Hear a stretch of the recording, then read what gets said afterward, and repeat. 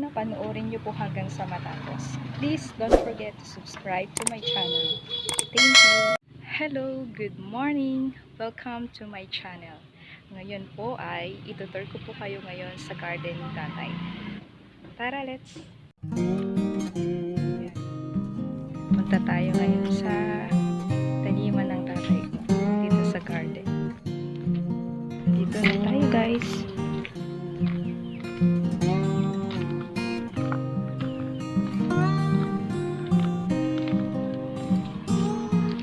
Ayan, medyo malawak po itong taniman niya.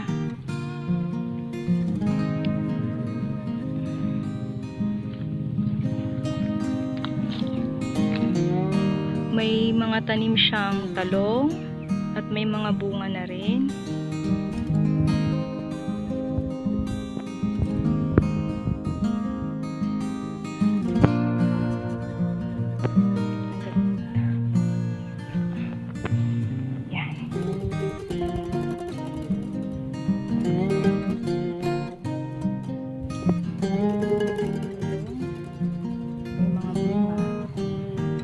Pwede na tayong mag-harvest. Masarap itong iluto sa torta. Ayan o, daming bunga.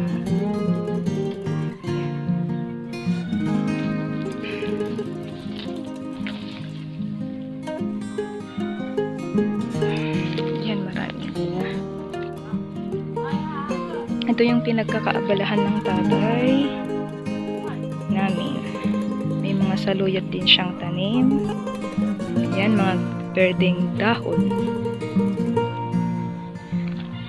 Tapos, ito yung kanyang mga sitaw. Mga sitaw. Yan, sitaw. Yan, sitaw.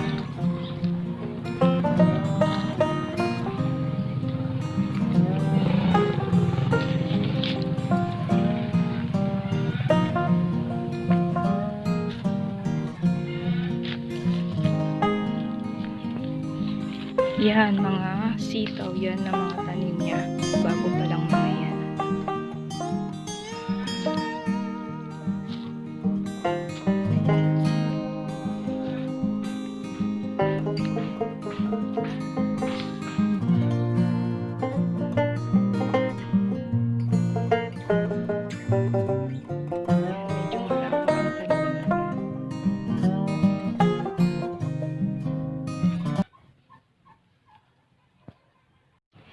Hello guys, andito po tayo ngayon sa taniman ng aking tatay.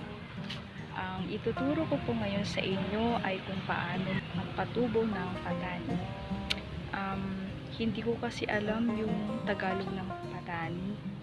Sa English is growing beans. So ngayon po ay gagawin ko ito, pero hindi ako ganun ka-expert. First time ko lang po siyang gagawin. Kasi may friends po ako na nagsabi sa akin na pwede ko po pala siyang itanim at gawing ulam. Dati nasa Manila lang ako nagtatrabaho. So dahil nag-lockdown, kaya umuwi po ako dito sa amin. Ngayon susubukan ko po kung paano magtanim ng patani.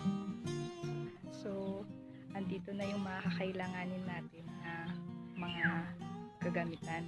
Yan, buto ng patani.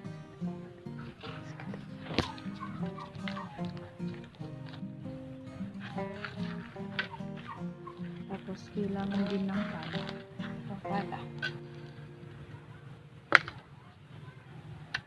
Ang unang step na gagawin ay kailangan may nabungkal na lupa. Kailangan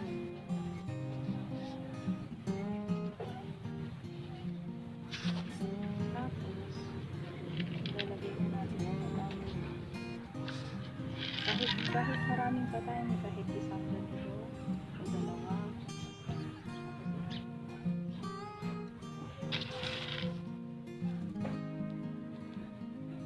O dalawa yun.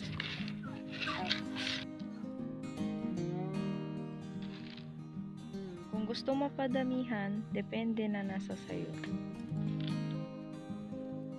Kung wala po kayong pagtatamnan, Pwede po kayong gumamit ng paso, mga sirang timba or palanggana. Pwede po yun. Pwede rin po yung sako, lagyan po ng lupa. Ayusin lang natin yung buto.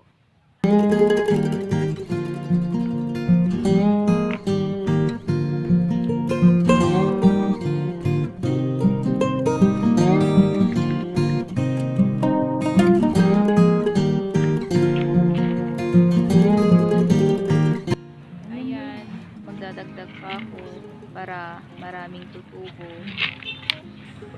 at para di sayang yung effort. Ilagay ko na kaya ito lahat.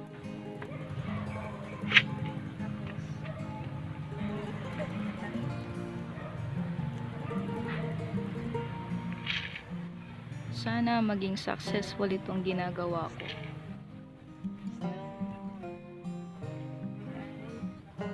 Tabunan na natin ang lupa.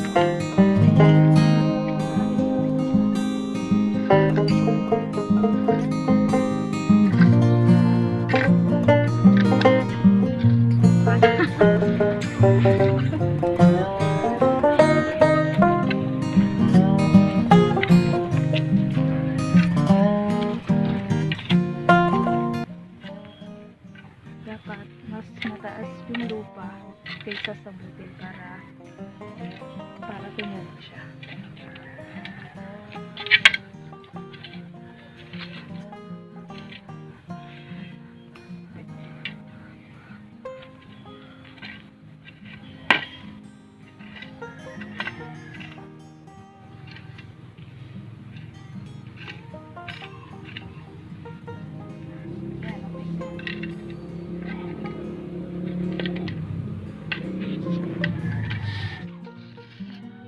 Challenging to guys. First time ko gumamit at humawak ng pala.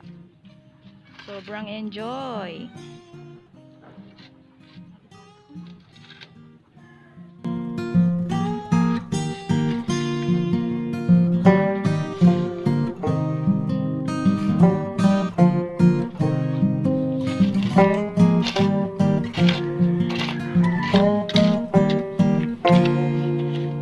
Ayusin lang natin yung level ng lupa para maganda yung pagtubo.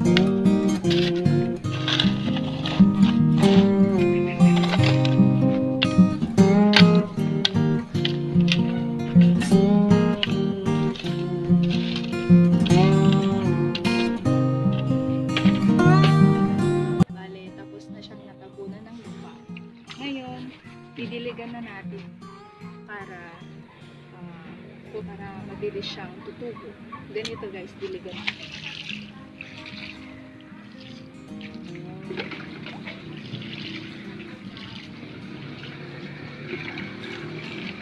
So days to bago ma-harvest.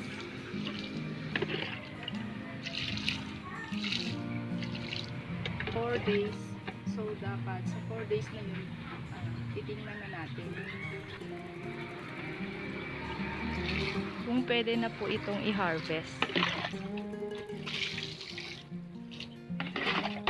Abangan nyo po sa susunod na video ko guys kung paano po ito i-harvest.